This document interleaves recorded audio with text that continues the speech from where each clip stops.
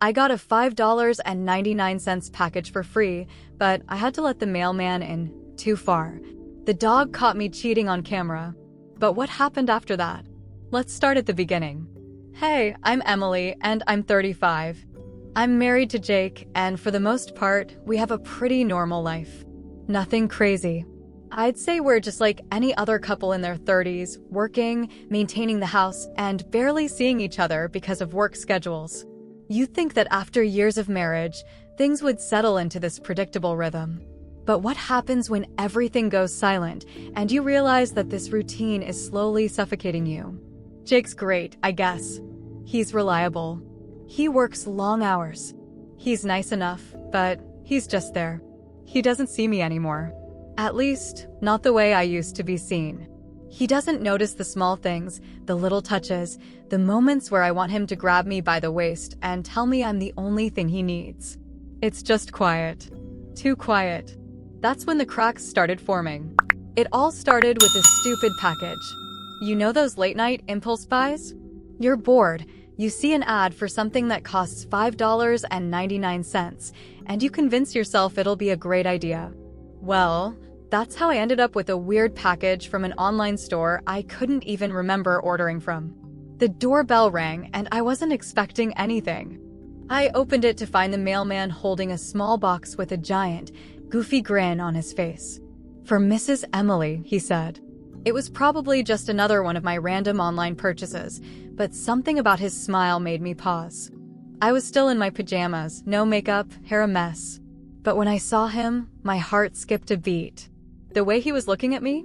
Like he'd been waiting for this moment. "Thanks," I said, grabbing the package from him. He didn't leave, though. No, instead, he took a step forward. "Mind if I come in for a second?"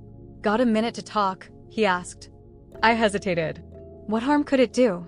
I mean, I had nothing to hide, right? Jake was at work, and I wasn't exactly busy.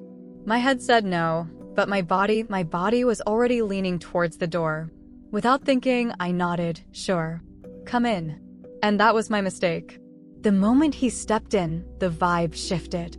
It wasn't just a quick, "Hey, here's your package" moment. This felt different. He wasn't just the delivery guy. He wasn't just being nice. He was standing a little too close, and I could feel my pulse quicken. There was something in the air, something that told me this was about to get way more complicated than a simple package exchange. We started talking about the weather, about his job, about life in general, but there was tension building with every word. I could feel the shift in energy, and I won't lie, it felt like an electric current running between us. He smiled at me, that confident, knowing smile, and I couldn't tear my eyes away. "So," he said, looking at me with that sly grin, "you seem a little bored. You sure you don't mind if I hang out for a bit?" His voice had this soft, teasing edge. I wanted to say no. I should have said no. But I didn't. And that's when everything started to change. He wasn't just a mailman anymore. He wasn't some stranger in my house. He was the escape. The thing that made me feel seen again. Before I even realized what was happening, it wasn't some romantic moment. It wasn't like the movies. It was desperate, hungry. My hands were on his chest, pulling him closer, and he responded instantly. His hands slid down my back, pulling me towards him with that strength I hadn't felt in years. But we weren't alone. I almost didn't notice it at first. But then I heard the soft patting of paws on the floor.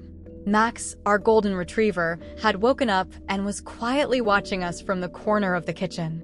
His head was tilted slightly, like he was confused, but then I realized he wasn't just watching. He was filming. You see, Max had this little collar camera, a fun little gadget I thought would be cute, so I could catch some of his goofy moments. I never thought anything like this would happen, let alone in front of the dog. But there it was. The camera light was flashing. Max was recording everything. I pulled back, my heart pounding. "Oh my God," I whispered. The mailman didn't seem to care, though. He just smirked. "Looks like the dog's getting a show, huh?" I was frozen, trying to process what had just happened. I wanted to stop. I should have stopped. But I didn't. And before I knew it, we were back at it. all while Max silently filmed every single moment. My world had shifted and I couldn't stop it. I stood there, frozen, staring at the camera blinking on Max's collar. My heart was pounding so hard I could barely breathe. My mind was racing. What the hell had just happened? I couldn't focus. I could barely process what I'd done. It was like the walls were closing in around me, suffocating me with the weight of my own stupidity. Max sat there, completely oblivious, his tail wagging lazily as if nothing had happened. I knew the camera had captured everything, every damn detail. I looked up at Derek, who was still standing in the kitchen, casually sipping his drink, completely unfazed. It was like he didn't care that everything had just gone way too far. I wanted to yell at him, tell him to leave, but I couldn't bring myself to. Not now. I was too deep in this mess. Derek, I finally managed to say, my voice shaking. What do we do? Jake can't find out about this. He'll leave me. I can't, this can't happen. Derek took another sip of his drink and smiled. Relax, Emily. It's just a little footage. No harm done. I'm sure your husband won't even know about it. His words made my blood boil. No harm done? Were we living in the same world? The consequences of this were far worse than I could even begin to imagine. I need to get rid of it, I said, my voice louder now, desperate. I need to delete that footage. Now. But Derek just stood there, staring at me, almost amused. You're not going to delete it. You won't. And here's why, you're going to need it. I stared at him, confused, my stomach churning. What do you mean? Need it for what? He walked closer, his presence almost suffocating. You need to make your choice, Emily. You've been living in this boring, suffocating marriage with Jake, and now you've got a way out. You've got something to wake you up. Something to make you feel alive again.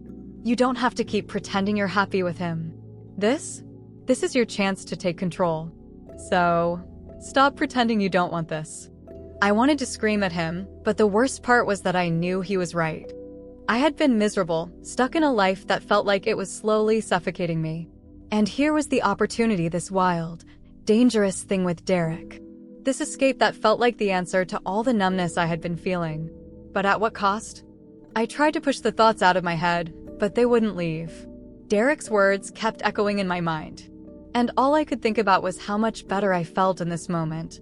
How much more alive I felt than I ever had with Jake. Suddenly, I heard a car pull into the driveway. I froze. It was Jake. I glanced at Derek, who was still standing there, looking way too calm for someone who had just witnessed what we did. Derek, you need to leave. Now, I said, my voice a mix of fear and panic. Jake's home. He can't know. I need you to go. But Derek just smirked, like he had all the time in the world. It's already done, Emily. You can't go back. I'll leave, but remember, this is just the beginning. With that, he walked out of the kitchen, leaving me to deal with the fallout. I could feel my stomach knotting with anxiety, my palms sweaty as I heard Jake's footsteps getting closer. Jake opened the door, his usual tired expression turning to surprise when he saw me standing there, heart racing, trying to act normal. Emily? What's going on? You okay? I couldn't answer. The guilt was suffocating. I felt like I was trapped in a nightmare, but I couldn't wake up. Everything's fine, I said quickly, forcing a smile. But my heart was pounding so loudly I thought he could hear it. He stepped closer, his eyes scanning the room. I'm not stupid, Emily. Something's off. What's going on? You've been acting strange all day. I felt the sweat on my forehead, my hands trembling as I tried to keep it together. I couldn't lie to him anymore. He was going to find out. He was going to see the footage. There was no way around it. I need to tell you something, Jake, I said, my voice faltering. Jake's expression hardened. What? What's going on? I took a deep breath, bracing myself for the storm that was about to hit. But before I could say anything, Jake's eyes went to the couch. He spotted the camera on Max's collar. His face changed, his brow furrowing. What is that? Why is Max wearing a camera? My breath caught in my throat. I couldn't even look at him. I felt like I was going to collapse under the weight of my own guilt. I tried to explain, but the words wouldn't come. I was caught. It was all unraveling in front of me, and there was no way to stop it. Jake walked over to Max, slowly reaching for the camera. The tension was unbearable, and I could feel the ground slipping out from under me. He picked it up and turned it over in his hands, his expression unreadable. "What is this, Emily?" he asked, his voice quiet but firm. "What's on this footage?" I couldn't hide anymore. My world was falling apart, and there was nothing I could do to stop it. I wanted to cry. I wanted to beg him for forgiveness, but the words were stuck in my throat. Jake turned to me, his face pale. Did you cheat on me?" I couldn't answer. I couldn't even look him in the eyes. Jake's eyes hardened. He dropped the camera onto the table and turned to walk out of the room. I wanted to stop him. I wanted to apologize, but I knew it was too late. There was no going back now. He stopped in the doorway, his back to me. "You've made your choice, Emily, and now you'll live with it." With that, Jake walked out of the house. I heard the car start and drive away, and I knew it was over. I stood there alone, with nothing but the mess I had made. Max sat by the door, still oblivious, his tail wagging. But I wasn't fooled. I knew it was all falling apart. And now I had nothing left. The camera was still recording. The dog had caught everything. But Jake? He was gone.